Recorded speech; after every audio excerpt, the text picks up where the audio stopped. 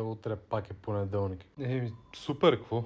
Млъкнил е лешник. Що е? Кое му е лошото да се бачка? Ти нещо друго правиш ли изобщо? Сутрин с кафето мислиш за работа, след обеда във фитнеса пак вечерта. Мисля много ясно, то ако не е работата, какво остава? Живота, примерно. Погледни се, че си станал като трафопост. Сееш се, всеки ден високо напрежение. Да, ама сам си определям работното време.